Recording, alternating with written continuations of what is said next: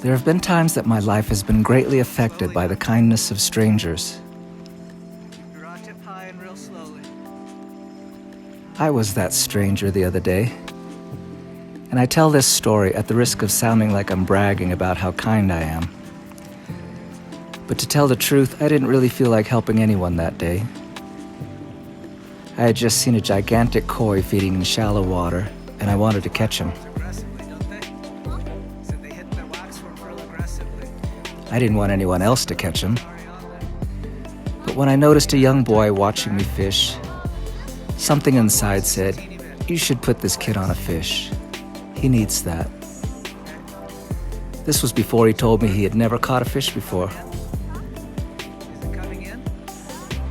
He said he'd gone fishing a couple of times but didn't catch anything. Tighten it a little more. Much to my surprise, that voice in my head won out over my desire to catch that big koi. I guess all those years of watching my brother teach anyone who would listen how he caught fish, while all the other fishermen kept their secrets to themselves, have had their effect on me. But I did quietly hope he didn't catch that big one. Slowly now.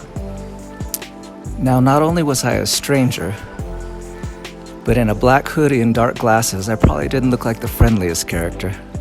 Bring them right to your feet, and then I'll get the net. And Prospect Lake isn't exactly in the nicer part of the city. Joe Kenda made a 9-season television series on homicides around these parts. Okay, just hold them. Don't reel anymore. And the first thing Ethan says to me is, "I just walked 3 miles." Apparently, he didn't have the money for the bus.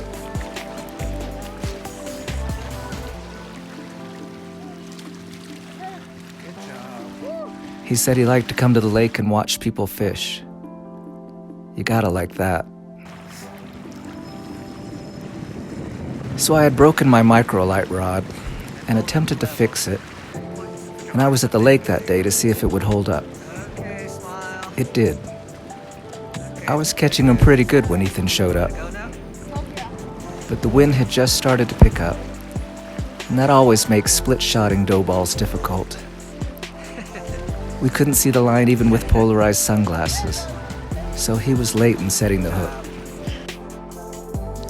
That's when I put a few wax worms on, thinking with a more exposed hook, the fish might hook themselves when they bolted. It worked. He quickly caught 2 carp, and they hit the waxies so aggressively. He asked if I could send a photo to his mom and ask her to pick him up. I did, and she did. By this time it was really cold, so I gave up my pursuit of the big koi for another day. Maybe I'll see Ethan there. But I just hope he's not landing that giant koi when I do see him. Good luck out there.